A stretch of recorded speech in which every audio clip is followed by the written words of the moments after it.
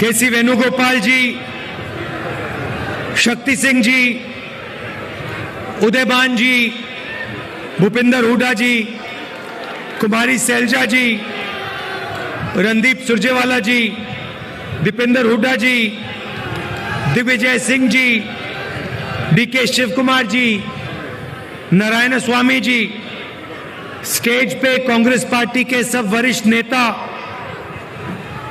हमारे प्यारे कार्यकर्ता,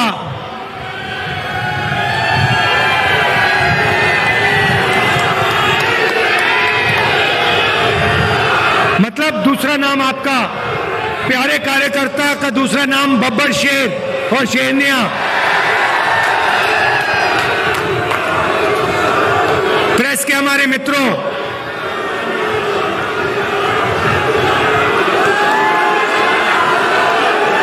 भाई और बहनों, आप सबका यहां बहुत बहुत स्वागत, नमस्कार।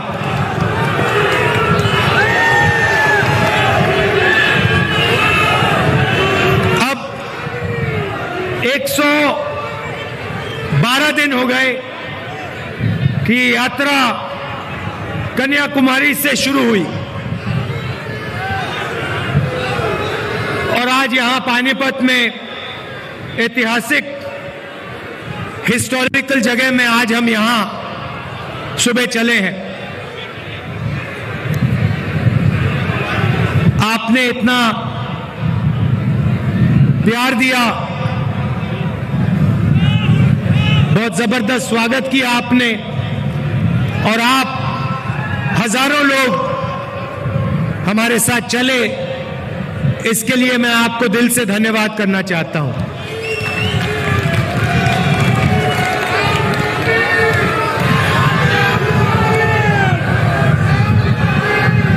भाइयों और बहनों, एक सवाल शुरू करने से पहले एक सवाल है मेरा, हिंदुस्तान की आबादी कितनी है? कितनी आबादी है? सुनाई नहीं दे रहा। कितने लोग रहते हैं देश में?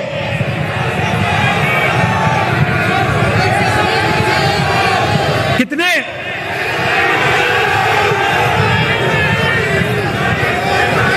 140 क्या? 140 करोड़। अच्छा, एक बात बताइए, ये स्टेज पे कितने लोग बैठे हैं? 100, तकरीबन 100 लोग हैं ना।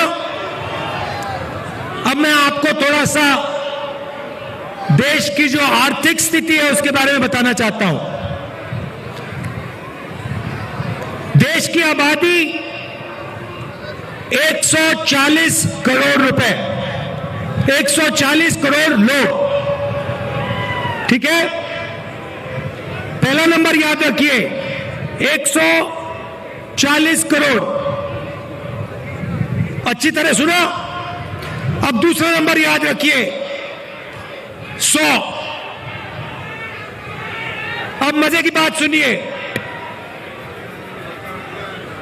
हिंदुस्तान में, नहीं शांत हो जाइए क्योंकि मैं गहरी बात बोल रहा हूं। देखिए, स्टेज पे 100 लोग, देश में 140 करोड़ लोग।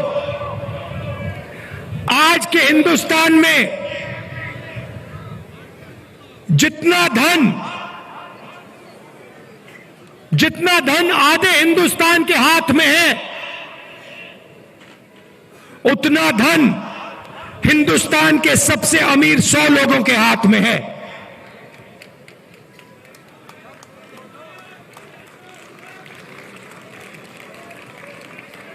जितना धन आधे हिंदुस्तान के पास है, उतना धन हिंदुस्तान के सबसे अमीर 100 लोगों के हाथ में है।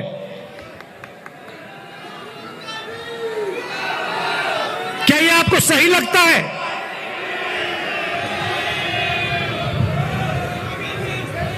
क्या आपको इसमें न्याय दिखाई देता है?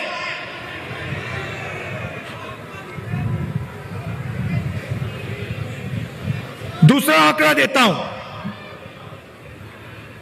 हिंदुस्तान की अगर आप सारी की सारी कंपनियों का मुनाफा देखें,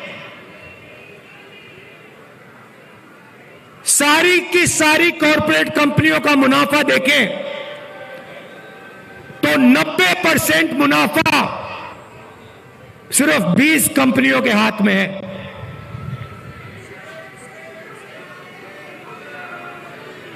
मतलब 90% मुनाफा 20 कंपनियों के हाथ में, और इस देश का आधा धन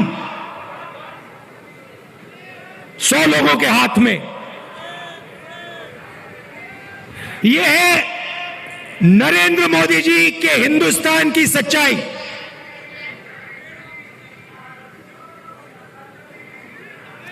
दो हिंदुस्तान बन गए हैं,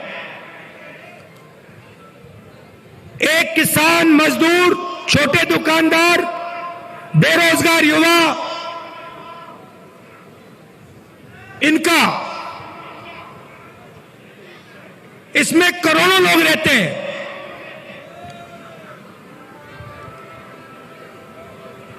और दूसरा हिंदुस्तान 200-300 लोगों का हिंदुस्तान, 200-300 लोगों के हिंदुस्तान के पास पूरा का पूरा धन, आपके पास कुछ नहीं।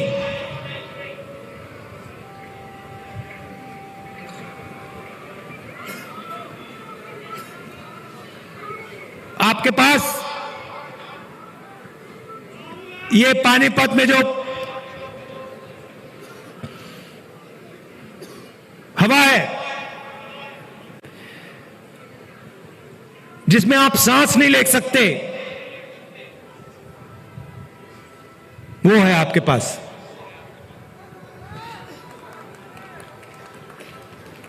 ताली बजा रहे हो भैया, कैंसर है ये। आपको भी हो रहा है, सबको हो रहा है। अच्छा, पहले क्या था? पहले ये जो आपका शहर है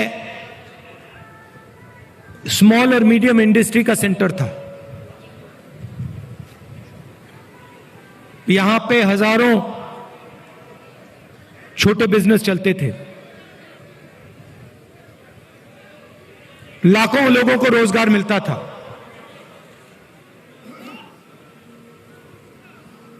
और फिर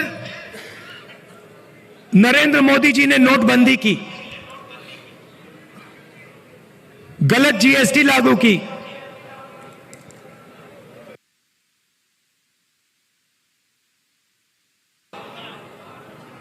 मुझसे बेहतर ये दो पॉलिसियां नहीं थी, नोटबंदी और जीएसटी पॉलिसियां नहीं, छोटे स्मॉल और मीडियम बिजनेस वालों को खत्म करने के हथियार। और ये सिर्फ पानीपत में नहीं हुआ, हरियाणा में नहीं हुआ, ये पूरे देश में इन दो हथियारों ने, जो देश को रोजगार देते थे, स्मॉल और मीडियम बिजनेस जो चलाते थे, इन दो हथियारों ने उनकी रीढ़ की हड्डी तोड़ दी, उनको खत्म कर दिया। और आज 21वीं सदी में हरियाणा बेरोजगारी का चैंपियन है। आपने सबको पीछे छोड़ दिया बेरोजगारी में। कितना भैया? 38%।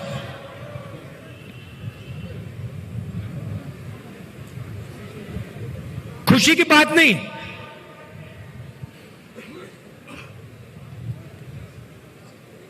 हरियाणा का जो युवा है, युवा शक्ति है, सारी की सारी जाया हो रही है।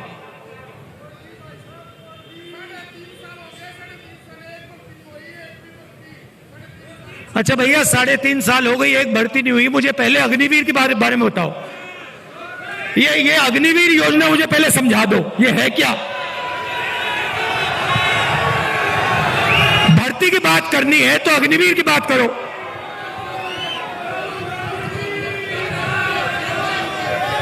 ये कहते हैं, पहले कहते हैं हम देशभक्त हैं,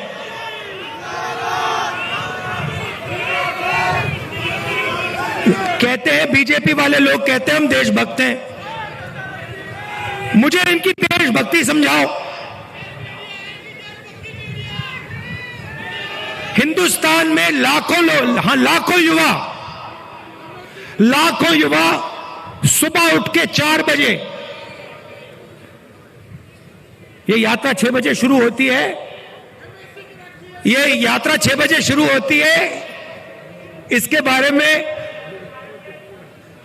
कंप्लेंट आ रही है कि भैया इसको 6 बजे नहीं, इसको 7 बजे शुरू करो। मैं कहता हूं नहीं, मैं नहीं करता, मैं 6 बजे करूंगा। 8 बजे कह रहे हैं, देखो ये 6 बजे चालू होती है। किसान कितने बजे उठता है? 4 बजे। जो सेना में भर्ती होने के लिए रनिंग की प्रैक्टिस करता है वो कितने बजे उठता है? 4 बजे। और ऐसे लाखों युवा सपना देखते हैं, लाखों युवा सपना देखते हैं। किस चीज का सपना? तिरंगे की रक्षा करने का सपना। और लाखों में से वो 4 बजे उठ के दौड़ते हैं। हर स्टेट में सुबह सुबह अगर आप जगो, आप इनको देख सकते हो। कभी उनको रोको, उनसे पूछो भाई क्या कर रहे हो? वो ये नहीं कहेंगे कि हम सेना में जाने की तैयारी कर रहे हैं। वो कहते हैं हम तिरंगे की रक्षा करना चाहते हैं, वो कहते हैं। अब लाखों युवा दौड़ते हैं हर स्टेट में 4 बजे सुबह। उनमें से पहले 80,000, तकरीबन हर साल 80,000 चुने जाते थे। कोई अरुणाचल जाता था, कोई जम्मू कश्मीर, कोई राजस्थान, कोई लद्दाख, कोई ठंड में, रेगिस्तान में, बारिश में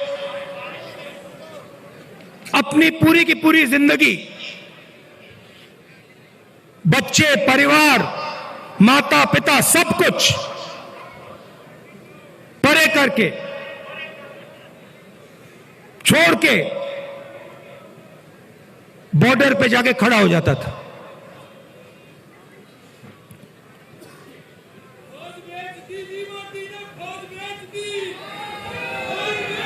नहीं, सुनो, बात सुनो। वो बॉर्डर पे खड़े होते थे, वहां पे तूफान आ जाए, बर्फ गिर जाए, गोली लग जाए, बम फट जाए, कुछ नहीं।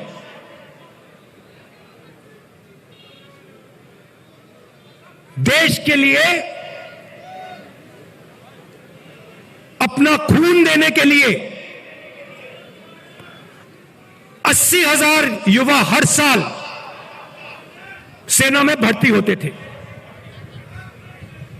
अब उनको पहले सेना क्या देती थी? सबसे पहले सेना उनसे कहती थी,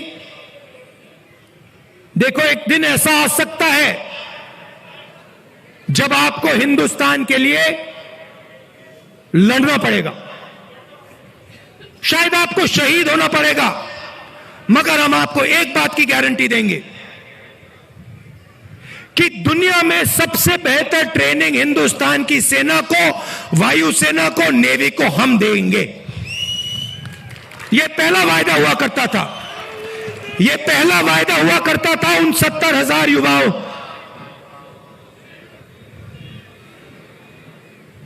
आर्मी कहती थी, हिंदुस्तान की सरकार कहती थी, तुम्हें हम बिना ट्रेनिंग दुश्मन के सामने कभी नहीं खड़ा होने देंगे, क्योंकि हम तुमसे प्यार करते हैं। तुम्हारा आदर करते हैं, हम तुम्हारे खून की रक्षा करना चाहते हैं। बिना ट्रेनिंग हम आपको कभी नहीं भेजेंगे, मर जाएंगे मगर नहीं भेजेंगे। पहला वायदा। दूसरा वायदा, 15 साल आपको सर्विस मिलेगी। 15 साल आपको सर्विस मिलेगी।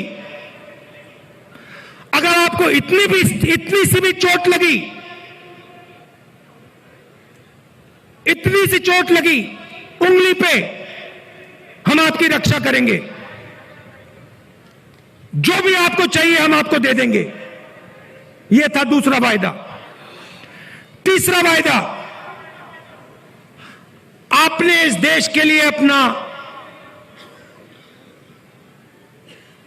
पूरी जिंदगी दे दी, पूरी की पूरी आपने जिंदगी दी। आपने अपने बच्चे दे दिए, माता पिता दे दिए, परिवार दे दिया, अपने सारे के सारे सपने दे दिए इस तिरंगे को रक्षा करने के लिए। ठीक है, हम आपको पेंशन देंगे। और जब आप गांव में वापस जाओगे, जब आप गांव में वापस जाओगे, तो हम आपको एक्स सर्विसमैन का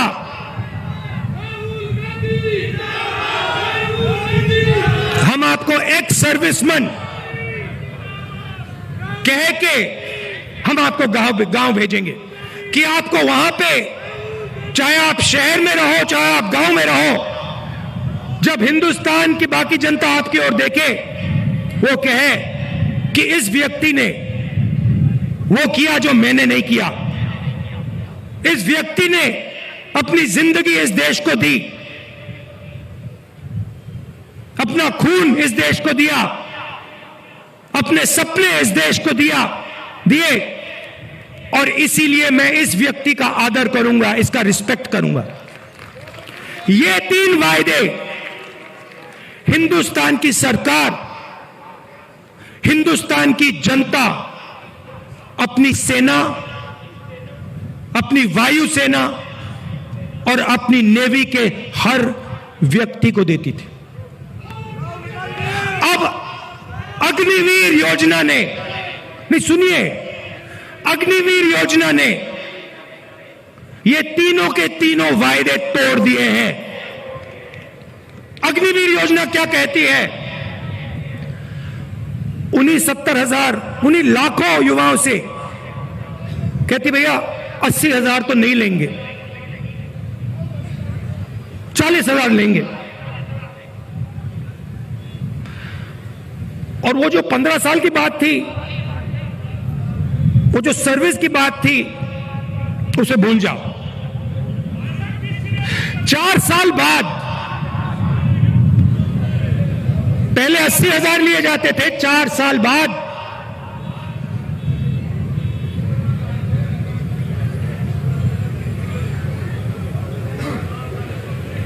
4 साल बाद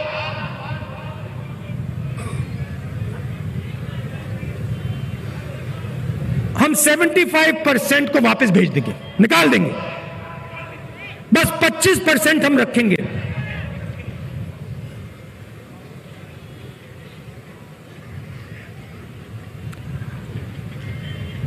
%25 को हम रखेंगे, बाकी को हम छोड़ देंगे। आप लोग जाइए,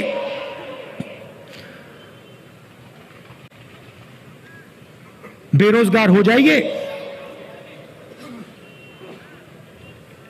अच्छा, जो पहले हम ट्रेनिंग देते थे, जो सैनिक को तैयार करने में 5, 10, 15 साल लगते हैं, मिसाइल चलाने में, रॉकेट चलाने में, हथियार को ठीक से चलाने में जो टाइम लगता है उसको भूल जाइए। सिर्फ 6 महीने की ट्रेनिंग की जरूरत है। 4 साल बाद घर वापसी। तो ये वायदे नरेंद्र मोदी जी ने और बीजेपी ने तोड़े हैं। जब मैं ये बात उठाता हूं तो कहते हैं मैं सेना के विरोध बात कर रहा हूं। मैंने बोला था प्रेस के मित्र हैं, ये भी उनकी बात करते हैं कि देखो भैया,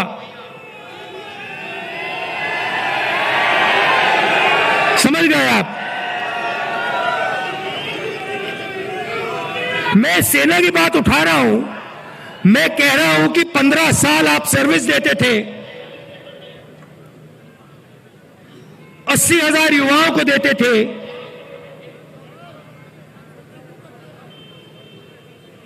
पेंशन देते थे, अब नहीं दोगे।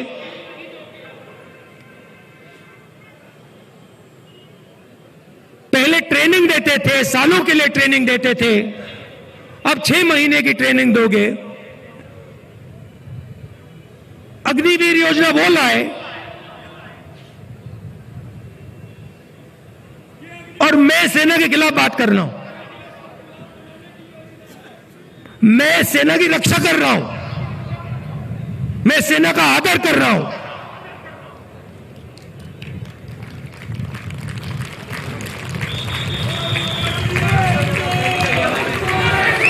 और भाइयों और बहनों, एक और बात, जब वो युवा सड़क पे दौड़ते हैं, लाखों दौड़े, जब उन्होंने सरकार से कहा, जब उन्होंने कहा सरकार से कि भैया ये अग्निवीर योजना हमें अच्छी नहीं लगी, हम आर्मी में देश की रक्षा करना चाहते हैं, तो फिर सरकार ने क्या किया आप जानते हो? सरकार ने कहा कि इनके अगर चेहरे कैमरा पे आ गए,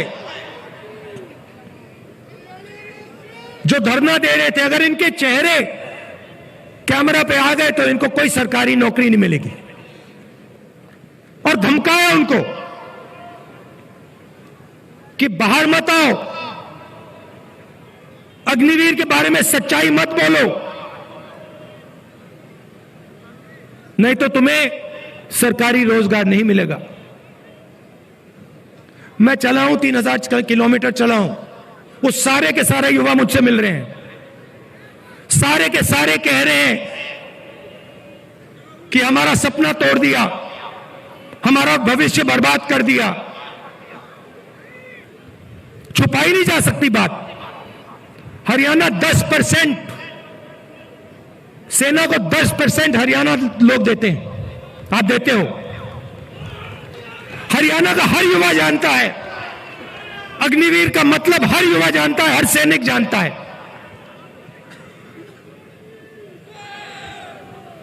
यह सच्चाई है। अच्छा, अग्निवीर को छोड़िए, रोजगार के 2-3 और रास्ते हैं।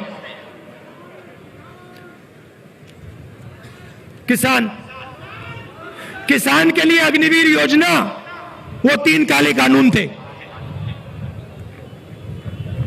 जो सेना के लिए अग्निवीर है, वो किसानों के 3 कानून थे। सारे के सारे किसान खड़े हो गए, काले कानूनों के खिलाफ खड़े हुए, आप सब खड़े हुए, हम खड़े हुए, याद है आपको? और जब किसान खड़े हुए, नरेंद्र मोदी जी ने क्या कहा? गलती हो गई, मुझसे गलती हो गई, नरेंद्र मोदी जी कहते हैं, गलती हो गई। किसान सर्दी में, ठंड में बाहर बैठा था, बारिश में किसान बाहर बैठा था, तब आपको गलती नहीं दिखी। 1 साल लग गया आपको गलती पहचानने में। 700 शहीद हो गए। किसानों को उग्रवादी बताया था, यह सच्चाई है। नहीं भैया, देखिए, चाय बेचने वाले बहुत जानते हैं, चाय बेचने वाले बहुत कुछ जानते हैं।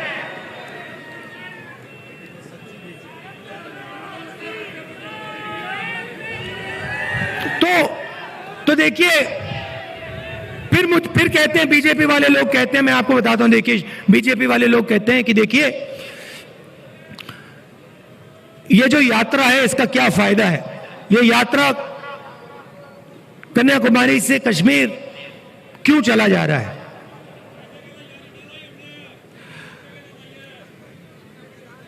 भारत जोड़ो यात्रा क्यों की जा रही है, मैं आपको बताता हूं। क्योंकि इन्होंने पूरे देश में डर और नफरत फैलाने का काम किया है।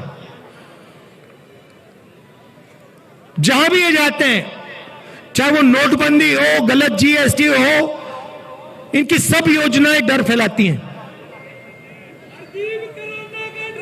डर फैलाते हैं और फिर उस डर को नफरत में बदल देते हैं।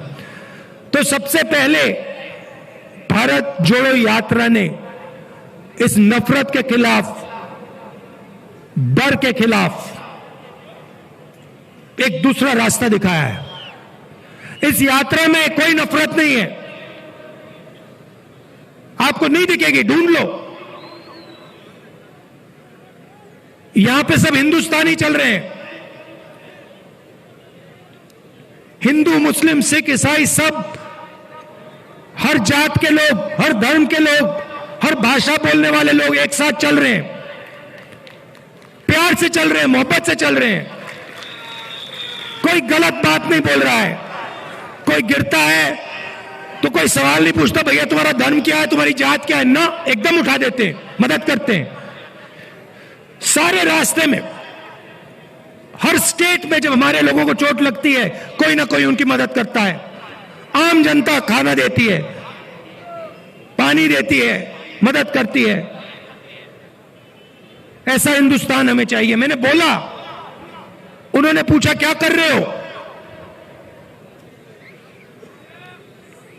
आपके नफरत के बाजार में मोहब्बत की दुकान खोल रहा हूं।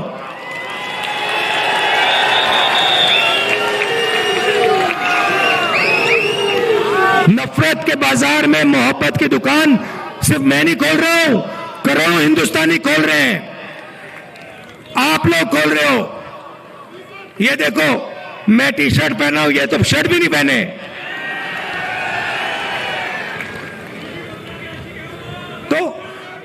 तो इस यात्रा ने नफरत को मिटाने का काम किया है।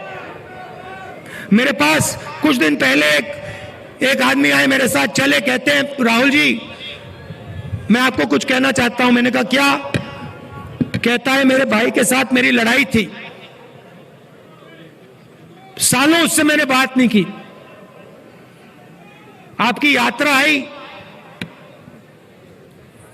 मैंने कहा क्यों ना मैं अपने भाई से बात करूं।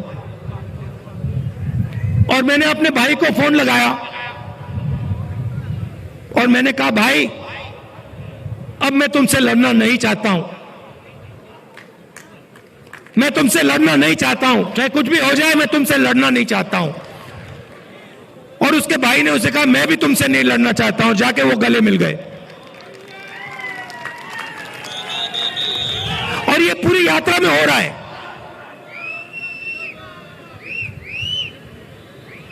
बहुत सारे लोग मेरे पास आए, मेरा पुराना मित्र था, उससे मैं लड़ गया, मैंने उससे दोस्ती कर ली। मेरा भाई था, मैंने उससे दोस्ती कर ली। तो सचमुच में ये यात्रा भारत को जोड़ने का काम कर रही। वो मीडिया नहीं दिखाती भैया, भैया कैसे दिखाएंगे बेचारे। भैया एक बात बताओ, भैया एक बात बताओ, आप देखो, आप समझो बात।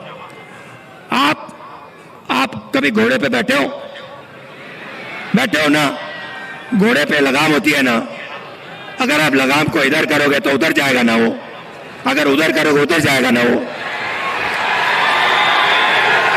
लगाम लगी हुई है भाई,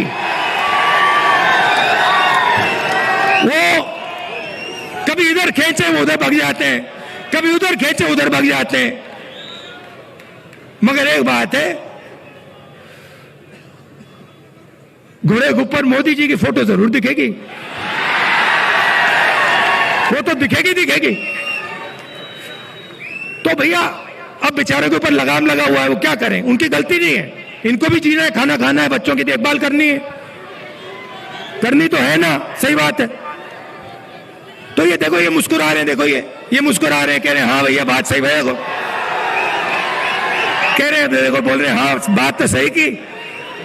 तो हम समझते हैं कि आपके ऊपर आपके लगाम लगा रखी है, और हम जानते हैं कि हम जानते हैं कि आप सच्चाई को पहचानते हो, सच्चाई बोलना चाहते हो, मगर मुश्किल है, चलता है, हो जाएगा काम।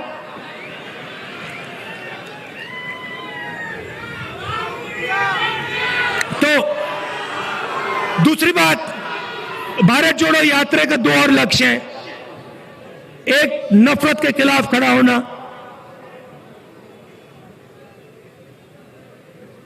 एक हिंदुस्तानी को दूसरे हिंदुस्तानी से जोड़ने का काम, मोहब्बत फैलाने का काम, यह यात्रा का लक्ष्य है। दूसरा लक्ष्य, जो देश में बेरोजगारी फैल रही है उसके खिलाफ खड़ा होने का है। और आखिरी बात, जो महंगाई है, जो आप सबको लगती है, चुभती है। पहले 400 रुपए का सिलेंडर होता था, आज 1100, पहले 60 रुपए का पेट्रोल, आज 100 रुपए का पेट्रोल। तो उसके खिलाफ खड़े होने की यात्रा है। और अंत में, जो हिंदुस्तान की आर्थिक स्थिति है, जो मैंने पहले बात बोली, 100-200 लोगों के पास हिंदुस्तान का 50-60% धन, और किसान, मजदूर, छोटे व्यापारियों के पास कुछ नहीं। ऐसा हिंदुस्तान हम नहीं चाहते हैं।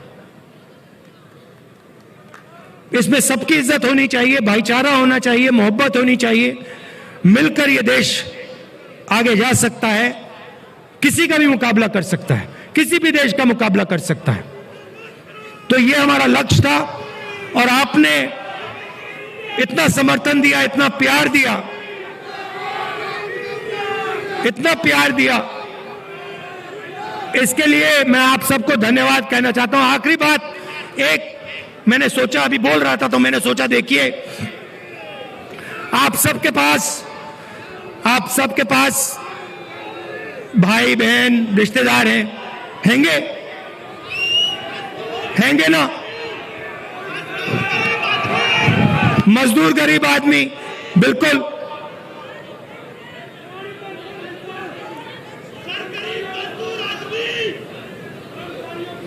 उस गरीब मजदूर आदमी के बारे में, उसके बारे में बोलूं, न्याय योजना का नाम सुना आपने? 2019 में हम एक योजना लाना चाहते थे, न्याय योजना। हर गरीब व्यक्ति के बैंक अकाउंट में 72,000 रुपए साल के सीधा बैंक अकाउंट में, गरीब मजदूरों के बैंक अकाउंट में, गरीब किसानों के बैंक अकाउंट में, सबके बैंक अकाउंट में। तो अगर हमारी सरकार आएगी तो हम ये योजना लाएंगे। हाँ, तो आप सबका दिल से धन्यवाद करना चाहता हूं। और देखिए, जैसे वो व्यक्ति मेरे पास आया था, उसने कहा था मुझे कि मैंने अपने भाई से फिर से रिश्ता बना दिया। आपके भाई हैं, कभी कभी लड़ाई हो जाती है, रिश्तेदारों से लड़ाई हो जाती है, दोस्तों से लड़ाई हो जाती है।